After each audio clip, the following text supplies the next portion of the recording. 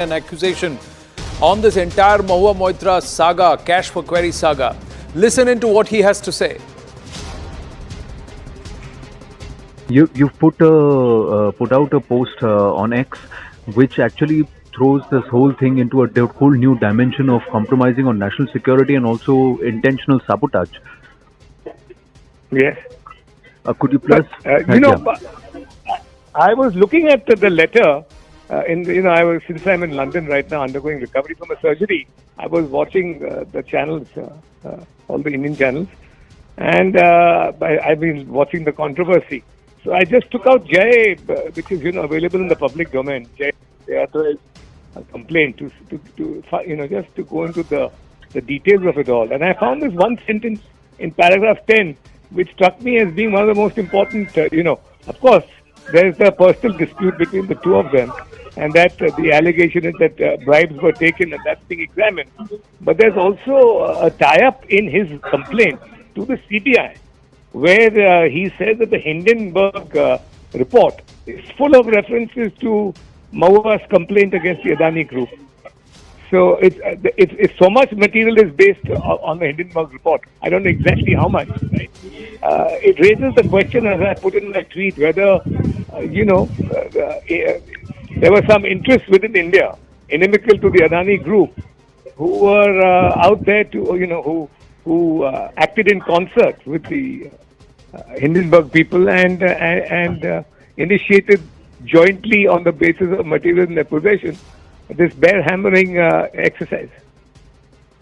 But along with that, the issue of probity also now then, does the dynamic of national security, national interest being compromised, does it come, or would you want to limit it only to perhaps industrial espionage or industrial sabotage? No, you see, first you have to find out whether let's not jump straight away. This has to be done very systematically. It's a very important issue, right? Of course, I mean, the retail investors have lost a lot of money if there was a concerted bear hammering.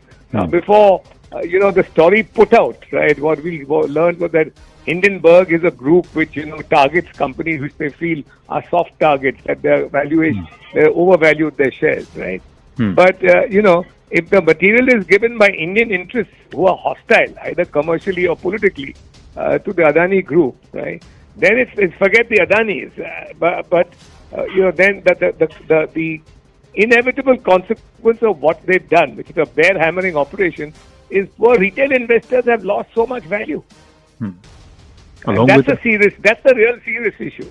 Along with perhaps an image battering that even India got in the process, along with the fact that there were other bills which perhaps people would have been privy to if they could have accessed the password. Would they access just the question area, or could they have accessed other bills which perhaps parliamentarians are privy to a week in advance sometimes, or a day or two in advance, even before the bill is tabled in parliament or it comes into public domain?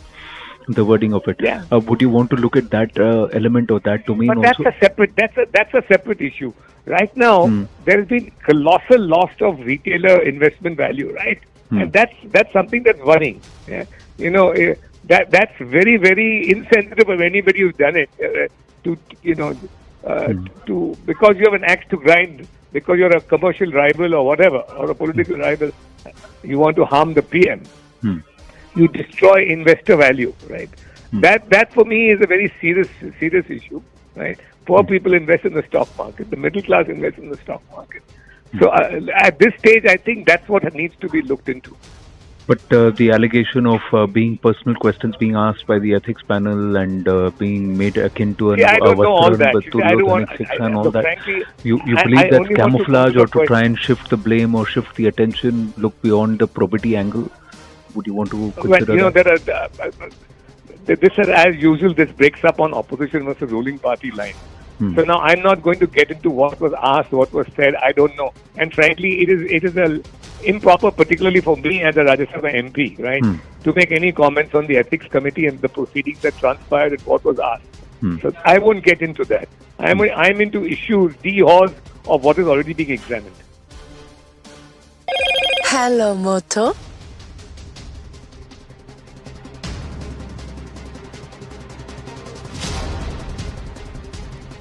So the matter is not just about cash for query now, it's also about personal attacks and abuse. One blames the other, who called who names. But a larger issue, ladies and gentlemen, given what Mr. Mahesh Jethmalani has tweeted and the questions that have now been asked by the likes of Nishikant Dubey and others about probity, about compromise of national interest, about knowingly, deliberately participating in industrial espionage that also perhaps triggered a bear run that hurt the interests of thousands of people, common folk who had nothing to do with it, along with also hurting one of the biggest names in Indian industry.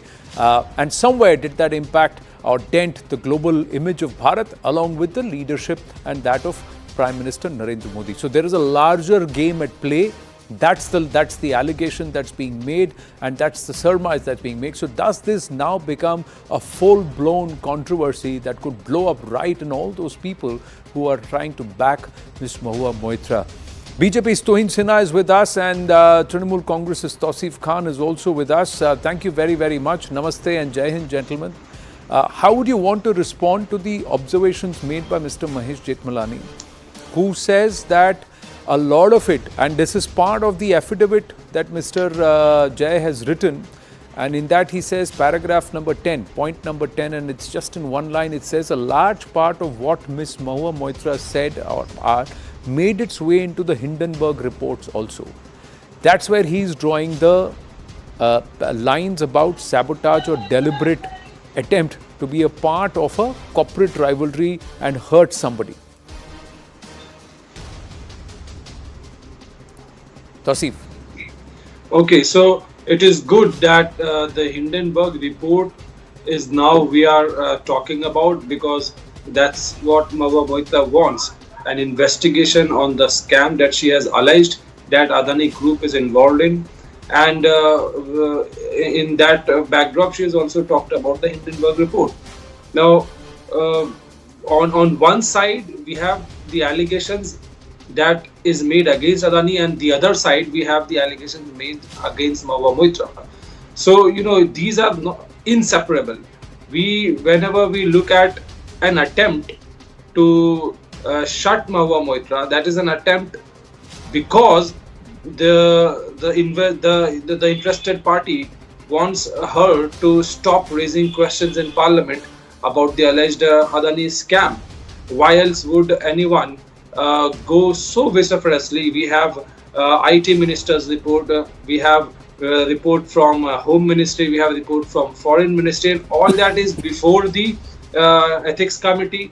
And Ethics Committee now, as the allegation that Mahua Moitra has raised, has gone beyond beyond the scope where the Ethics Committee is insulting her and asking questions which are personal in nature and has no connection with the allegations against Mahua Moitra. No. So yes, this is turning into something which one would not really expect. All we want is that if Mahua Moitra is on the wrong side, then the Ethics Committee must give the reasons, as she has claimed. So far the logins are concerned, that there are no written. What Mr. Jethmalani has alleged is not that Ms. Mahua Moitra has taken from the Hindenburg report. What he is alleging is that what Ms. Mahua Moitra claimed or what she said politically has eventually made it into the Hindenburg report, and how could that happen, and it triggered such a big bear run.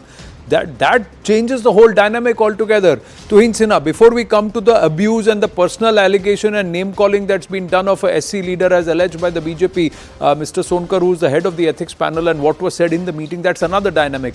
But this is a larger dynamic which Mr. Mahesh Jethmalani has raised a concern. Well, absolutely, Anand. From day one, we have been very clear that it's an issue which involves national security. And I think, instead of behaving in this churlish and in this cantankerous manner, Mahua Moitra should present herself and, support the investigation. Now, at the core of the entire issue, she is guilty of 3 indiscretions. And allow me to, delve in detail into each one of them. The number one is lack of integrity and probity. She was not supposed to share her login credentials with anybody.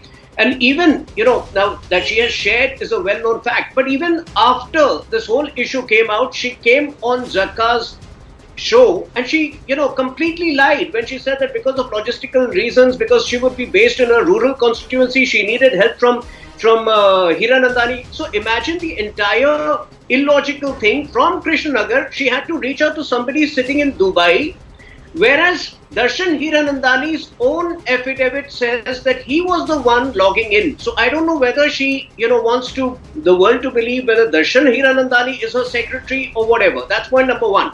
Number two, bribery. Bribery could be in cash or kind. And I think, in Darshan Hiranandani's affidavit, he has mentioned so explicitly twice that whenever she would make a demand, it would be of a very urgent nature, which would involve his time. So yesterday when she created this whole drama, obviously when Darshan Hiranandani has clearly mentioned him funding her holiday, some personal questions would be asked. She cannot escape them as long as they are asked with dignity. And since there was a senior woman leader present in the ethics panel, Aprajita Sarangiji, I would trust her than trust Mahua Moitra. The third is conflict of interest. Now, you can verify this independently, but I am told that while you're logging credentials to your MP portal, while to post your questions you require an OTP, the same does not apply for bills which are supposed to be tabled in Parliament in the near future. So all the bills can be accessed if you have the login password, within a few days prior to them being tabled in Parliament. So imagine the kind of indiscretion she has committed. Sure. There is a counter allegation against Ms. Mahua Moitra that she used abusive, abrasive language against the ethics panel chair, who's also a member of the SC community, and it's on record. And perhaps we have to wait for what Mr. Sonkar himself has to say. But Tuhin Sinha, please counter. Ms. Mahua Moitra has alleged that she was treated badly, questions were very personal, and she has said it was a bunch of Duryodhans who did akin to a Vastraharan. And Danish Ali has backed her. Well, Anand, I'll just come to that in a second, but allow me to just rebut Tausif on his perceived proximity of Modi ji with Adani. Last year, Mamta Banerjee invited Gautam Adani to Kolkata for a trade summit, and there he committed 10,000 crores worth of investment, after which he also got some, got some port business over there.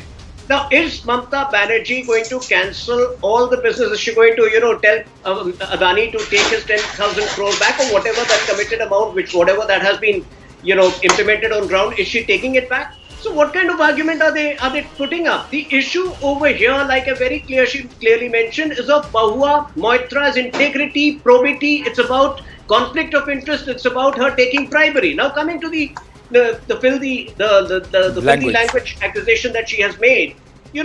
Anand, you are privy to the kind of language which she uses in Parliament, the kind of language which she used in a recent interview. You have spent some time in Jharkhand. Do you agree with somebody calling a fellow colleague Jharkhandi pitbull? I mean, can anybody be more ill-behaved than her? She's an insult. She's a disgrace to this Parliament, and Mamta Banerjee should call her back instead of here is the point to entire country to you may take exception to the language used by Ms. Mahua Moitra, but that does not justify anybody calling her names or asking her questions which she believes is below the belt. Is personal. Below the belt. Or language used and the tone that was used. Yeah. No, there was nothing but below the belt. When Mr. Dehadri made that affidavit, in that affidavit, does he, even in one single point, mention his equation with Mahua? It was she who started calling him a jilted ex-lover. So when she calls somebody a jilted ex-lover, there will be some questions which cannot be, completely isolated from her personal life, provided those questions are asked with dignity and those questions are asked in a ethical manner. And since a lady MP with a lot of credibility, Aprajita Mishra ji was present, like I mentioned, I would trust her. Yeah, so Lok Sabha MP Aprajita Sarangi was present. There are 10 other members who are present, and the list of questions which presents itself, there is nothing which is indecent that's been asked, Mr. Tausif. On the other hand, she has actually done absolute name calling. to somebody who belongs to the SC committee as is true, and the BJP alleges this is insult to somebody who belongs from the scheduled caste community because of the tone that was answered. But I personally would not want to even use those words in Hindi the way it's been called. It's K and K. There are two words there. One implies dog, the other implies somebody who's treacherous. You see, Tuhin sitting here is saying that Ms. Aparajita was also there, the lady MP, and he would believe her instead of Mahua Moitra. Now, if Tuhin is saying this mentality, if this is the same mentality that the Ethics Committee chairman is proceeding with, then there is a problem. The problem is that he is proceeding with a prejudice. He is already there are 10 members. There were 9 or 10 members present there. And the word of 9 or 10 people against the word of one. No, and the entire list of questions and what kind of questions we've accessed here at CNN News 18. Along with Mahua Moitra, 5 opposition MPs also walked out. She did not walk out alone. She is supported in her statement by the other 5 MPs. The other 5 opposition MPs, they have said that this was a cheer harar. Okay. They have said that in quick rebuttal to Insana. I have to wind up. No, I don't know why the TMC is not able to comprehend this. Anand, you can again read Darshan's affidavit. Twice he has mentioned about gifts, which includes holidays. So when he mentions holidays, she will be asked questions about those holidays. She will be asked questions about where she stayed. So what is something that TMC is not able to comprehend? No. You can make an issue out of it, but if there is a gratification that's been received, the nature and manner of that gratification and that question will be asked. It's not one-on-one question. Absolutely. It's in a room full of people who are members of the panel, and then this question has been asked. We'll pause it there. We'll have to wait and watch. But was there a larger intent, malified intent behind this sharing of password and OTPs? And did this now get into the realm of corporate sabotage and somewhere sabotaging and hurting millions of investors in a particular group? And does that then change the dimensions or perhaps add to the accusations against Ms. Mahua Moitra? We'll have to wait and watch. Thank you very much, gentlemen, for joining us.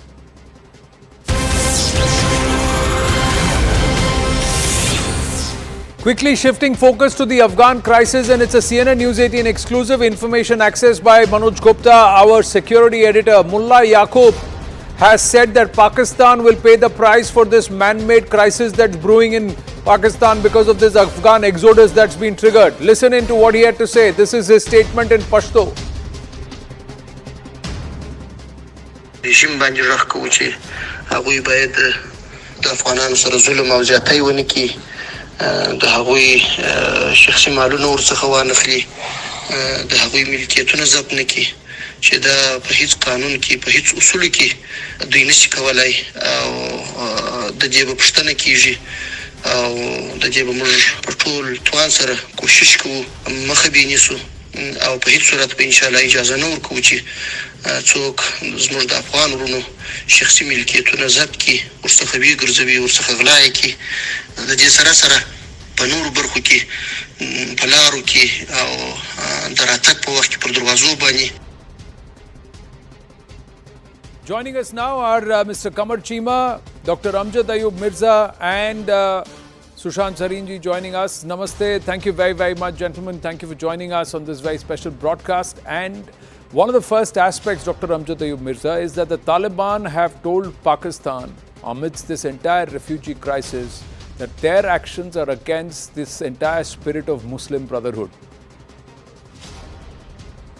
Well, Pakistan has never complied to any norms that are common among brotherhood of any kind. Now, there are 3 points I would like to make regarding this. Number one is that there are 2 types of Afghans living in Pakistan. One are economic migrants who have been coming over into Pakistan over decades. They have invested a lot of money. They are running big businesses. They are providing employment to local people. Then there is a second category who are war refugees. Again, these war refugees have been coming into Pakistan since 1978, and they are in millions. So Pakistan has earned a lot of money in the name of looking after these war refugees from the United Nations. Now, the Taliban, we must realize, is an orthodox Wahhabi Muslim regime that claim to run the affairs of the society according to the tenets of Quran and Hadith and Sharia, which means there is no girls' education. Women rights in Afghanistan are the lowest in the world. So to send these refugees, which so far 165,000 Afghans have crossed the border into Afghanistan, tantamounts to a humanitarian crisis where what are the girls going to do? They were studying in schools in Pakistan. Now they are being forced to go into Afghanistan where there are no schools, women have no rights. And to use Afghans living in Pakistan as a scapegoat for security failure and economic crisis, tantamounts to fascism in any given country. Like in the Second World War, the Jews were targeted by Hitler for the economic failures of German economy. Similar thing is happening in Pakistan. No, not just that. The entire solidarity with the Palestinians, it goes kaput when it comes to the Afghans and the Baloch. Qamar Cheema? Well, I think the fundamental question is that Pakistan has been hosting the Afghans for about 4 decades now. And I think this is the right time to go back. No country has ever hosted, and the world has recognized and appreciated Pakistan's efforts for hosting millions of Afghan refugees at this scale. And we don't need certificate from any country. The world, the United Nations, UNHCR, and many global bodies have been recognizing that. The second most important thing is that I think after 15th August 2021, there needs to be renegotiation between Pakistan and Afghanistan, looking how Afghanistan has been hosting the non-state actors which are anti-Pakistan. For example, TTP, which is hosting in Afghanistan, they're targeting Pakistan, but at the same time, the Afghan Taliban are not listening to that. Thirdly, the most important thing is that some of the attacks which have recently happened in Pakistan, particularly the suicide attacks, they were the Afghan nationals, and the DNA have proved that. So at the point where Afghan government is not cooperating with Pakistan, on the other hand, we are hosting millions of Afghan refugees because they are brothers, and for that matter, the world recognizes that. So there is no point. At one point, the Afghans don't listen to us. Second, they're hosting terrorist organizations. Third, they're not thankful. They're not happy that these millions of people have been hosted for 44 decades, and still they've claimed and they want more. And there are hundreds and thousands of Afghans who come to Pakistan, to Peshawar and Quetta on daily basis for the medical treatment, and they are treated on Pakistan's taxpayers' money. So I think this is the right time. This is new Afghanistan. But a lot of these people who are being pushed back, they are all people who have contributed quite actively to the Pakistan economy, and they are not even being allowed to reap the benefits of that. Qamar Cheema, that's one allegation. The other is the security aspect, and that this is a dangerous game. They don't listen to us. Sushant Sarin, you heard what Qamar Cheema said. This entire aspect seems to be that they want the Taliban to agree on the Durand line, and also to park their jihadi terrorist camps in Nangarhar or on the other side of the Durand line, while then the Pakistani establishment can then focus eastward towards the LOC. This is the other dynamic, and that's why it impacts us. Sushant Sarin. Yeah, look, the problem is that the Pakistanis are saying that, very clearly the Pakistanis are doing this as a punitive action. It's happened virtually overnight. They've decided that within a month, people who have been living in Pakistan for 3-4 decades are being expelled virtually overnight. Their property is being impounded. Their money is being stolen by Pakistani security forces. They are being looted. Even people with bona fide documents are being harassed. Their documents are being torn up, the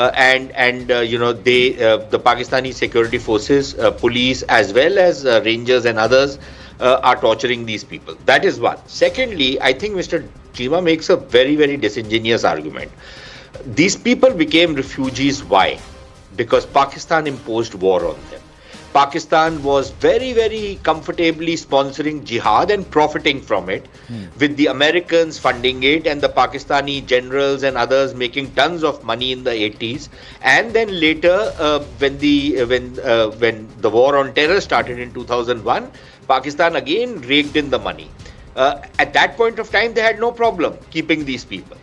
Mr. Cheema says that, look, the Taliban are not expelling some of the people the Pakistanis accuse of terrorism. The Taliban say that none of the terrorism is happening from their soil, it is happening from inside Pakistan. Now, here is the problem.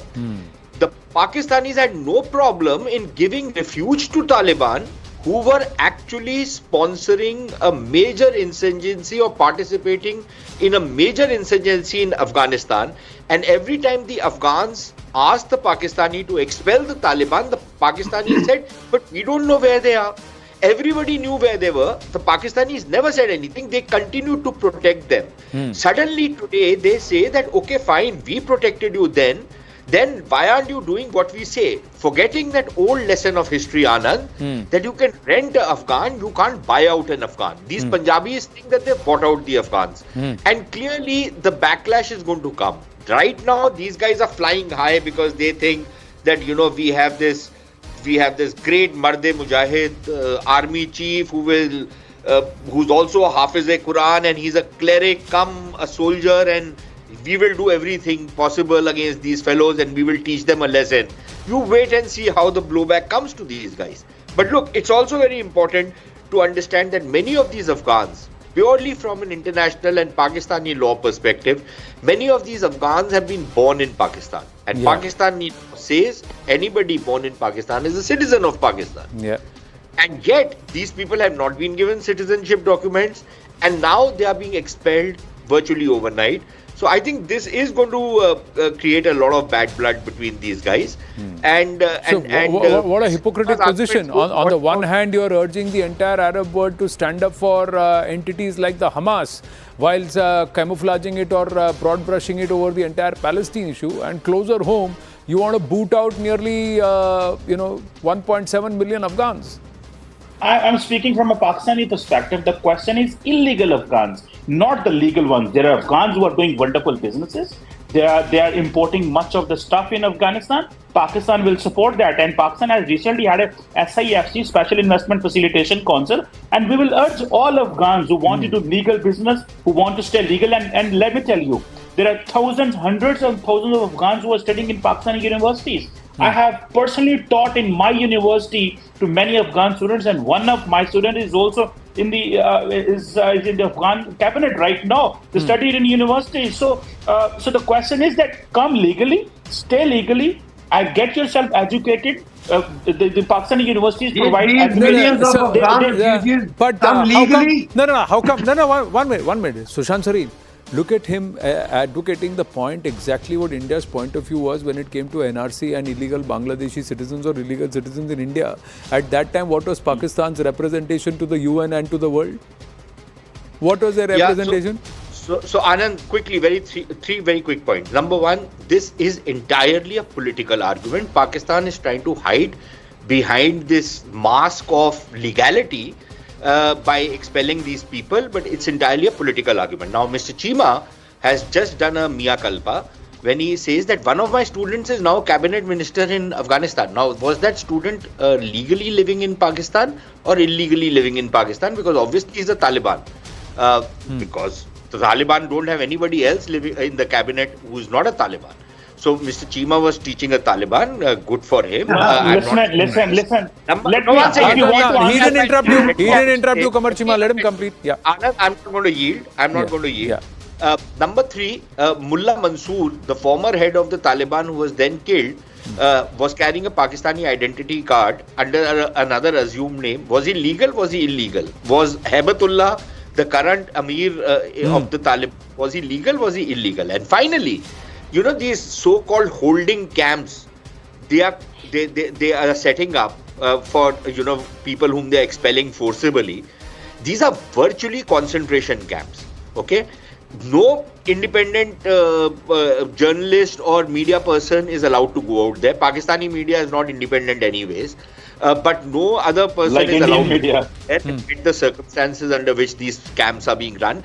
And when India was talking about having detention camps in which people who were identified as illegals, the Pakistanis went to town. Oh, India is a fascist country, etc., etc. The same Pakistanis, the same wretched Pakistanis, when India brought in the CAA and other things, they said India is nobody has been forcibly expelled from India. And the Pakistanis say there's a genocide of Muslims happening in India. then why are Muslims coming into India to seek refuge?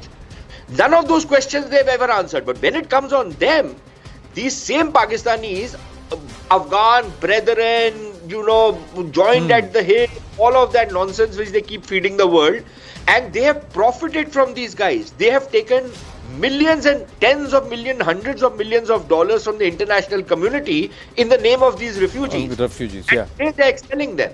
But it's remarkable the kind of chutzpah these guys show. I know they'll be offended with the Jewish word chutzpah, but that's the only word which explains the kind of brazenness with which the Pakistanis do these things. When it suits them, nothing is abrasive. When it doesn't suit them, even what it should suit them, it becomes abrasive. That's how it is. But Dr. Amjad Ayub Mirza before Qamar Cheema. Yes, Dr. Amjad Ayub Mirza.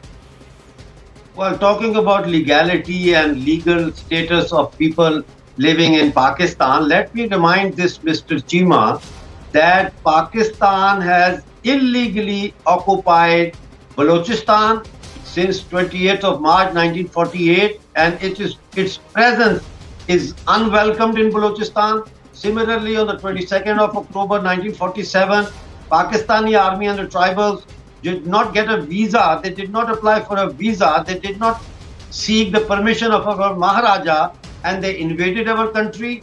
And finally, let me remind you that the Durand Line Agreement was signed between Durand and the King of Afghanistan in 1893 for 100 years. It lapsed in 1993. And since 1993, Pakistani presence in the Khyber Pakhtunkhwa province is an illegal presence, and the Tehreek-e-Taliban Pakistan are fighting for the rights of the people of Khyber Pakhtunkhwa, and they have every right to continue with their national liberation movement, and they will fight until and unless they are winning till. Okay, one last question. I have run out of time. So, Qamar Cheema, last question. Please answer. Sirajuddin Haqqani, is he Pakistani or is he an Afghan? Or is he an illegal Pakistani who's sitting in the Afghan government? Well, and was he your student?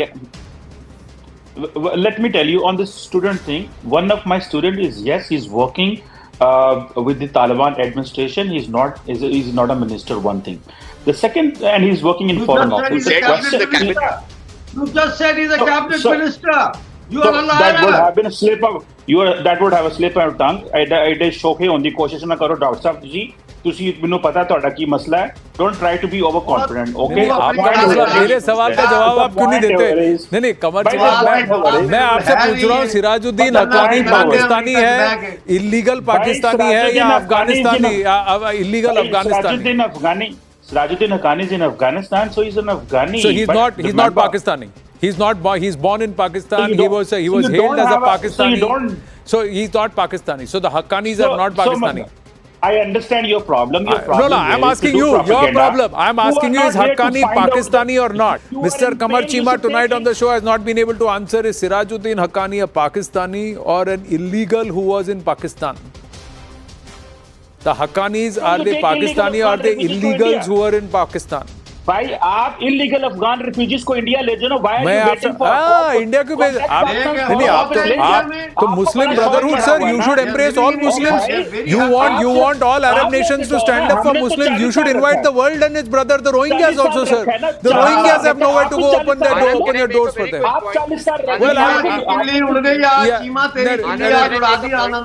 Thank you very much, gentlemen. Thank you for joining us.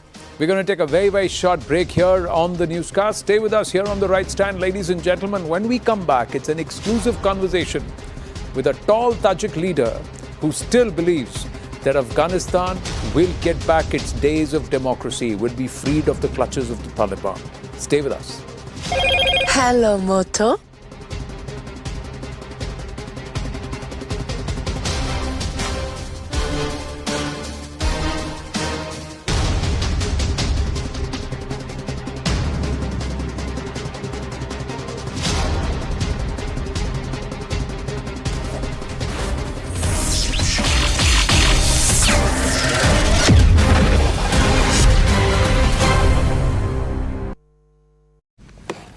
Polluting atmosphere, be indoors, be in a car, be in a, as far as possible a sanitized environment.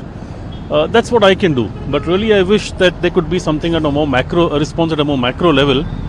I don't want to hold the government responsible for everything, but then this is a big issue. We all know about it, Punjab, stubble, fires, etc. Something has to be done about it. What it is, I'm not an expert on this. I can't give solution, but it's alarming, and it seems to be getting worse by the every year.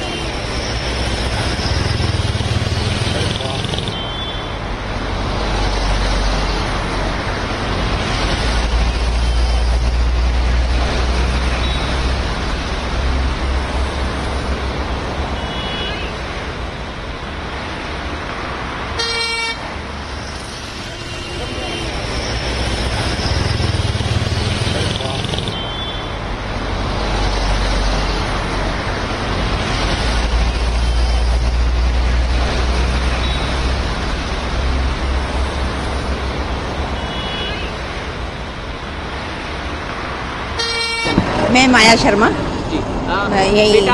ये school जा रहा है अभी पीछे भी काफ़ी मतलब smoggy था ये और जल्द से बढ़ता जा रहा है तो अभी स्कूल में अभी कोई नोटिफिकेशन नहीं है सुन की भी बॉम्बे वगैरह में तो हो गया है कि स्कूल बंद रहेंगे ऑनलाइन क्लासेस होंगी लेकिन अभी यहाँ कोई नहीं है अभी ये बच्चों को परेशानी तो होती है सांस लेने में उसमें है तो इसलिए मास्क लगा के भेज रहे हैं बच्चे को हाँ इनका स्कूल कहाँ पर ये अमेठी में पढ़ता है यूपी में तो क्या कहना चाहेंगे इस सिचुएशन के लिए जो हो रही है यही है कि बच्चों के प्रिकॉशन ही लिया जाए क्योंकि बच्चे अभी जल्दी जल्दी बीमार पड़ रहे हैं अभी भी हो के हटाया था लेकिन स्कूल के एग्जाम्स वगैरह चलते तो भेजना ही पड़ता है क्योंकि बेटे ने बहुत जागरूकता का काम किया हाँ इसीलिए तो आप और क्या कहना चाहेंगे बतौर एक मदर भी बतौर एक नागरिक भी और जो आंखों में जलन वगैरह है इसको लेकर क्या फेस कर रहे हैं वो भी सब बता दीजिए अभी आंखों में तो अभी इतनी जलन नहीं है लेकिन हाँ ये सांस लेने में थोड़ी प्रॉब्लम होती है आंखों में आगे ऐसे धुआं सा आ जाता है सुबह सुबह तो इसलिए अब बच्चे को है कि भाई हो जाए ऑनलाइन क्लासेस बच्चे बीमार ना पड़े तो ये अच्छा रहेगा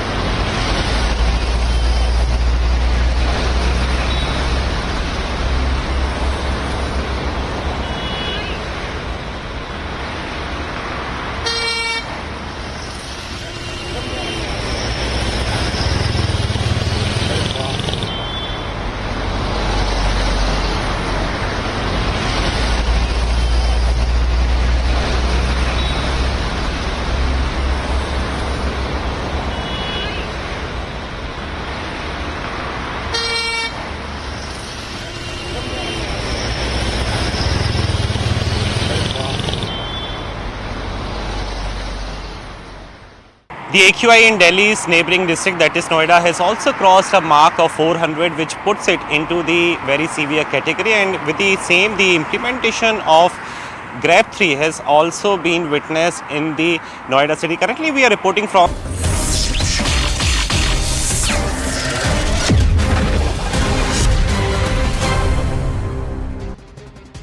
Back on the right stand with a world exclusive, ladies and gentlemen. For the first time, he's broken his silence on national television media. He's not somebody who generally speaks to the media, but a tall Tajik leader, the president in exile of Afghanistan, Shri Amrullah Saleh, joins us. Thank you for speaking with us here at the News 18 network on CNN News 18, Mr. Amrullah Saleh. Thank you very much. My first question to you, sir. How do you see the current Afghan refugee crisis brewing in Pakistan? Pakistan opened its borders for the Afghan refugees when they had a benefit in this.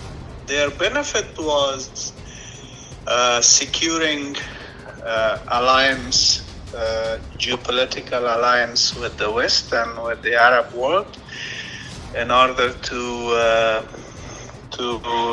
fight the Soviet-backed government of Afghanistan in the 80s.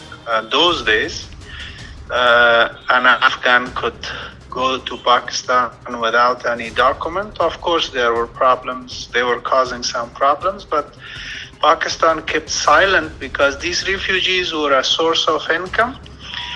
They were also giving Pakistan geopolitical relevance.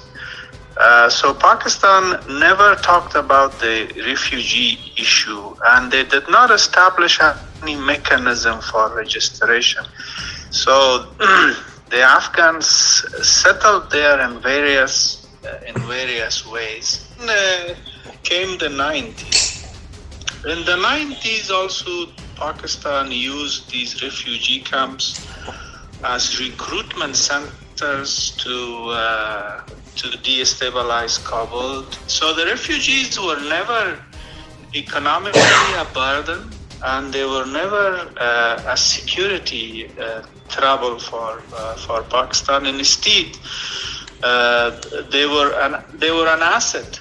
But let's also not forget what is the definition of the refugees. Many hundreds of thousands of Afghans have kinship relations in Pakistan.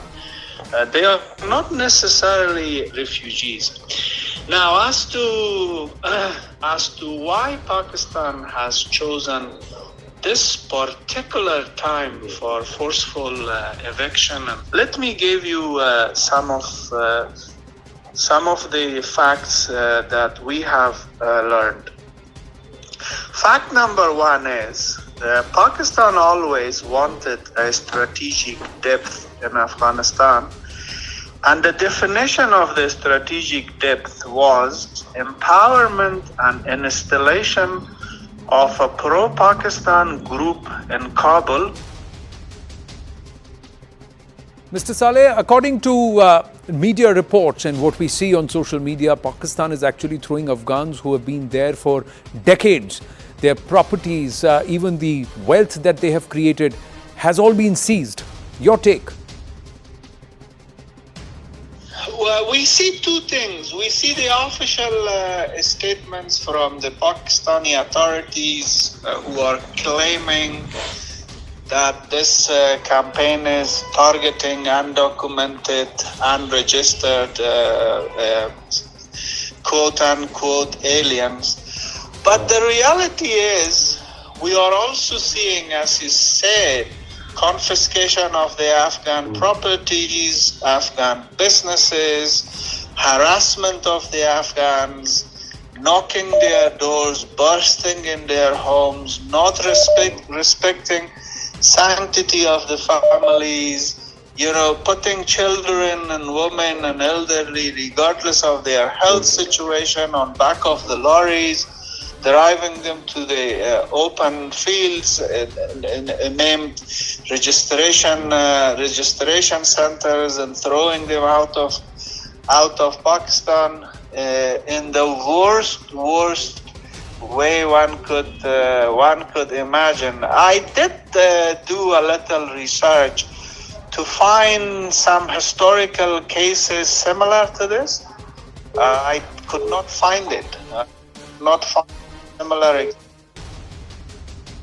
Mr. Saleh, there is very specific intelligence input that Pak ISI wants to deal with the Taliban against these refugees. They actually want to control the Durand line and somewhere run their terror camps in Afghanistan.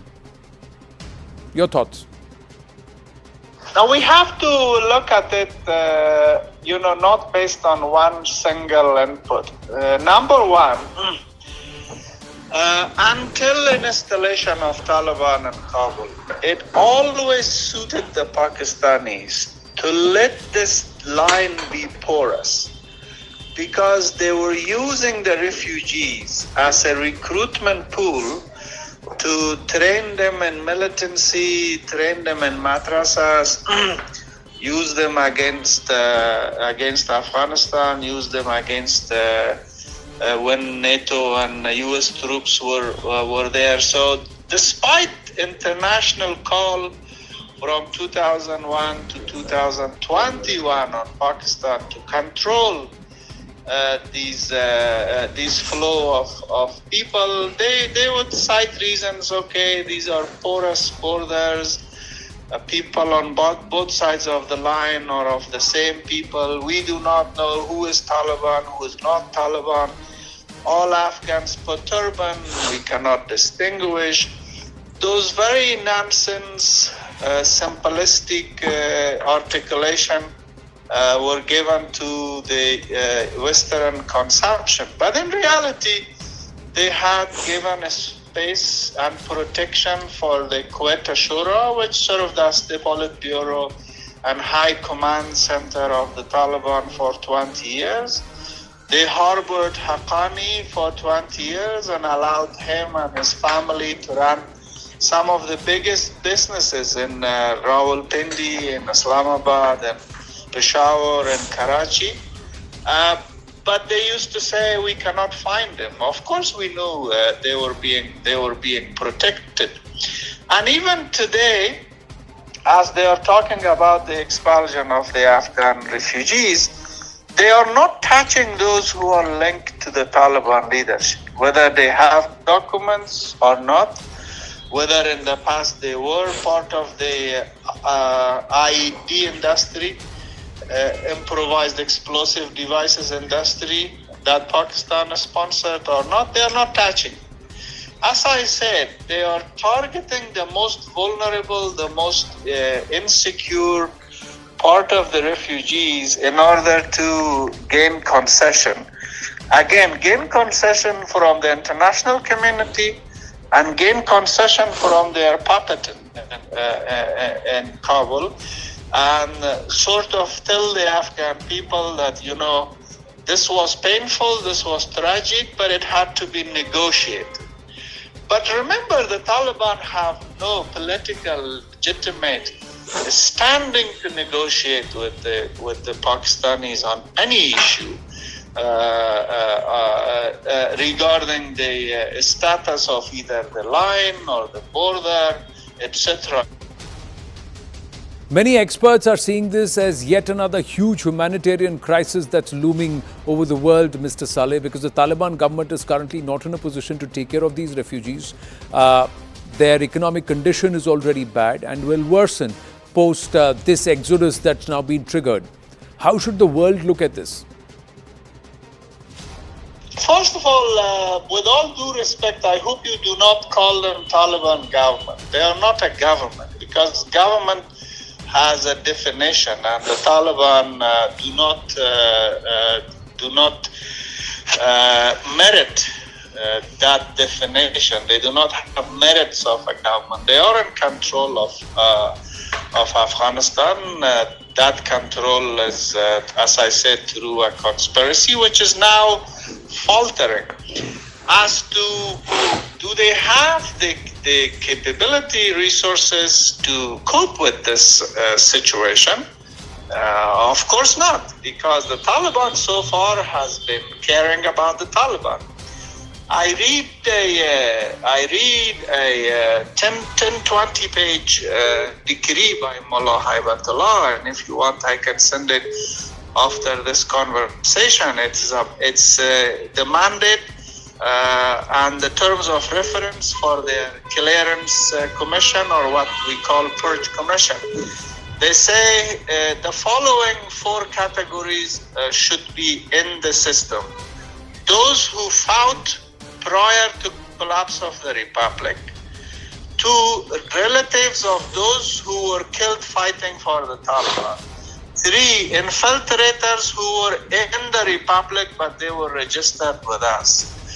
4, those groups who had registered with us and they were operating under disguise for various purposes inside the republic territory. Except these 4 categories, everybody else should be treated as suspect. This is a document signed by Haibatullah. I can send you after this interview. They are looking at people of Afghanistan as suspects, except the Taliban and their families. 40 million Afghans are suspects for the Taliban. How can we expect this group to show care, sympathy for the returning refugees? And as I said, Pakistan is exploiting this messy situation There are reports that the Taliban leadership will not be able to speak much because their extended families have their roots in Pakistan. A lot of the Talib leaders keep going to Pakistan every week. This proximity and their own personal self-interest will stop them from taking any hard decisions.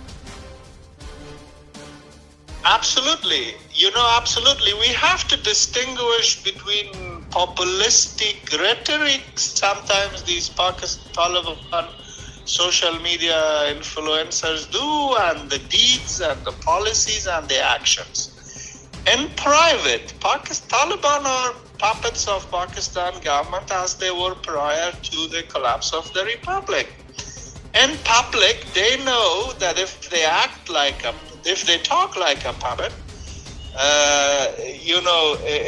it will be adding more salt to the wounds of the people. So sometimes they make these hollow and empty, as you said, media statements. The foreign minister of Taliban, Motaqi's family, has a very, very large business extending from Khyber Pakhtunkhwa to Karachi. Mullah Yaqub's family lives there. The Haqqanis don't know the language of Afghanistan. When Saraj Haqqani travels to provinces of Afghanistan, he uses a translator. This is the first time in our history that the so-called interior minister uses translator to communicate to the very people of Afghanistan.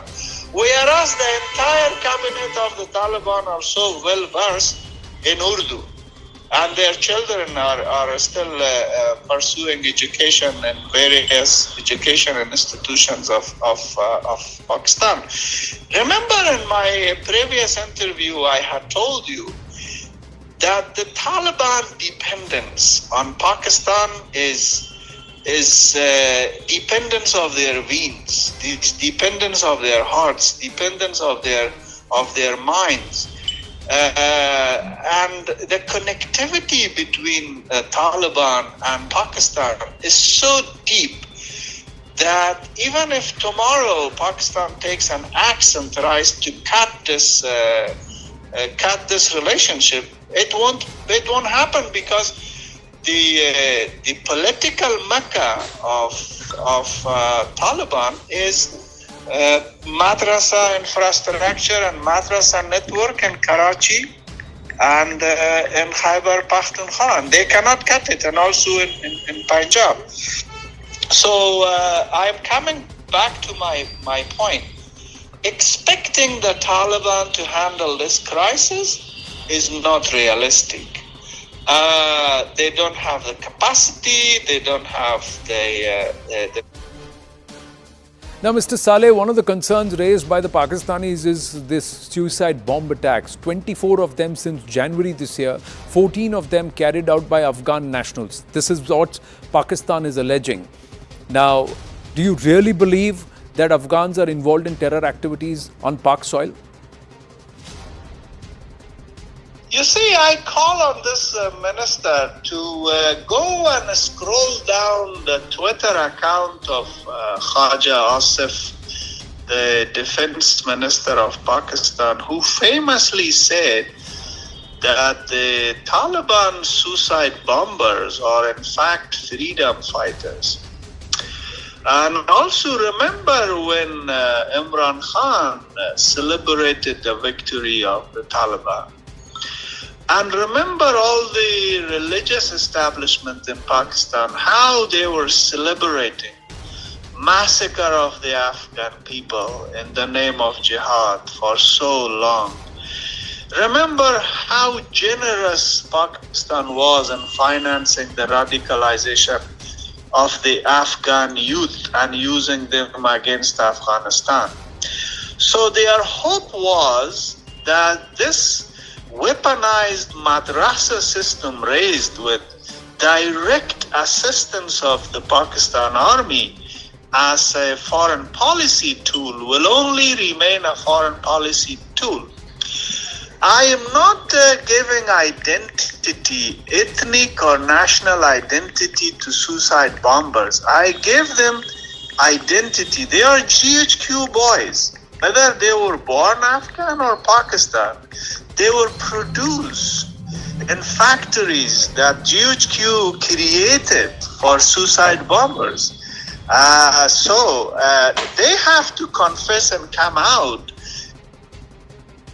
What is your message to the UN and other developed nations on this humanitarian crisis, Mr. Saleh?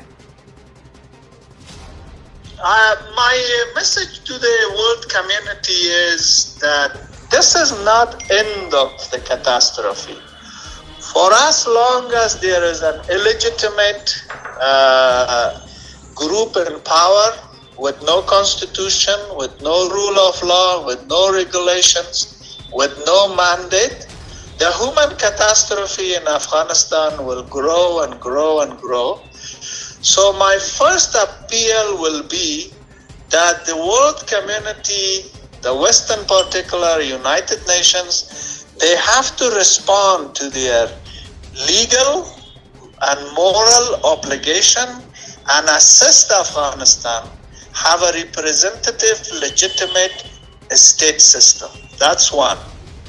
I also call on the UN and Western nations and countries with political weight and with resources to call on Pakistan to stop expulsion of the most vulnerable Afghans in this winter.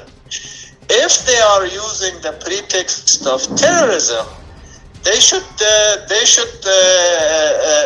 say who the remnants of the Quetta Shura are in Pakistan, why they are not expelling them and exposing them to the Afghan people. And lastly, I think. Thank you for speaking with us here on the News 18 network. And this would not have been possible, ladies and gentlemen, without the support and help of our Group Editor Security, Manoj Kumar Gupta. But Mr. Saleh, thank you for speaking with us.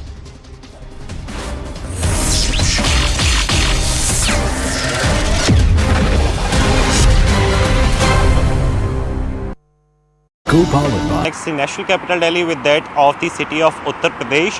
So this is in the visual, you can see that these are the high-rise corporate offices which can be seen completely engulfed in a thick layer of smoke, and the visibility has completely reduced to a lower level, and such is the situation across other NCR cities as well.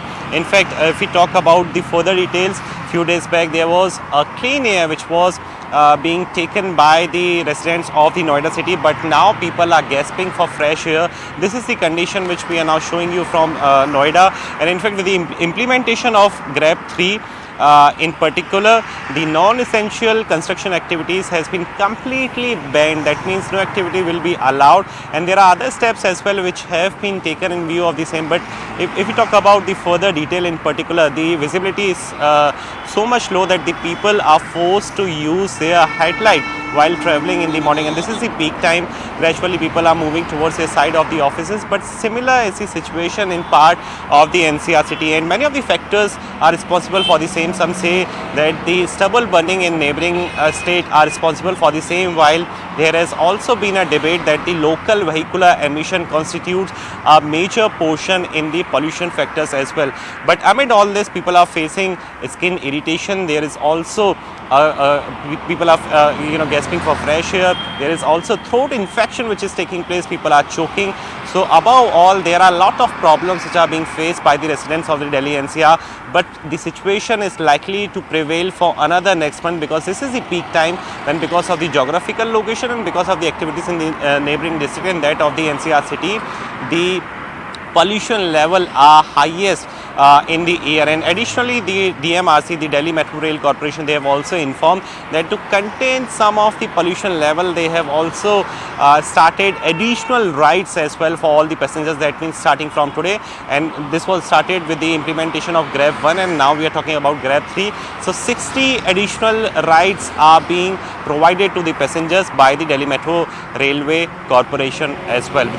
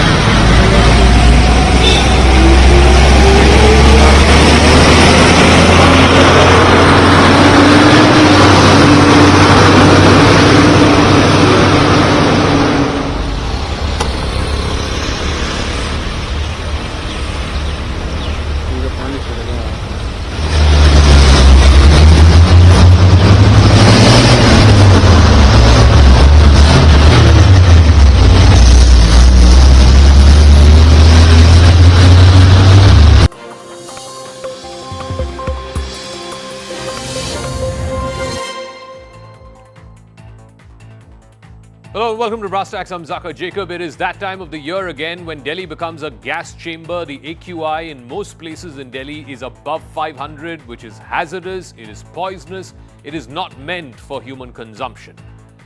In some places, it has gone to over 999, which cannot even be measured on an AQI measurement system. And once again, all that we as Delhiites get is this political football that's going on between the Aam Aadmi Party, which rules Delhi, and the BJP, which rules the centre.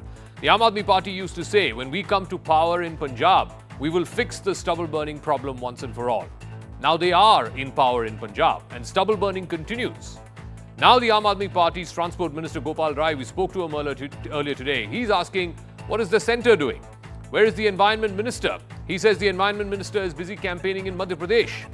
Ultimately, the question is, who is responsible for what the common Delhiite is suffering? Is this going to be a 2-3 week problem at the start of winter every year that Delhiites are going to be subject to? And no one, neither the state government nor the centre, is going to fix this problem. But first, let's get to the story of the day.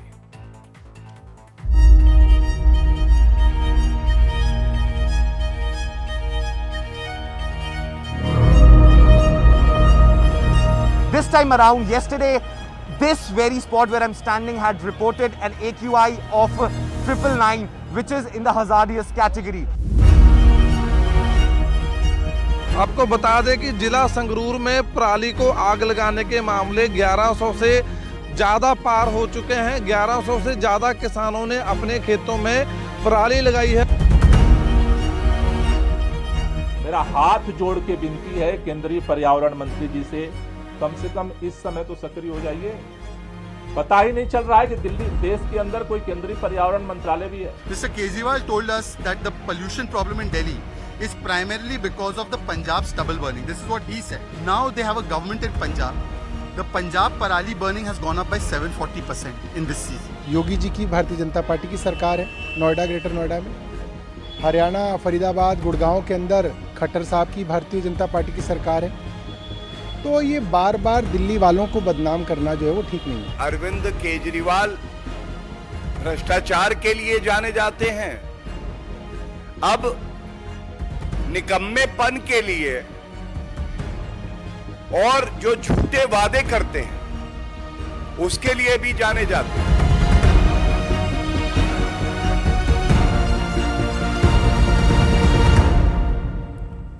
All right, before we get to who has failed the Aam Aadmi and Aam Aurat of Delhi, let's first decode the stubble burning, the impact that it has, the average daily AQI we've seen in Delhi over the last 3 years. There's a major spike sometime between mid-October to mid-November. That is peak stubble burning season, as it were.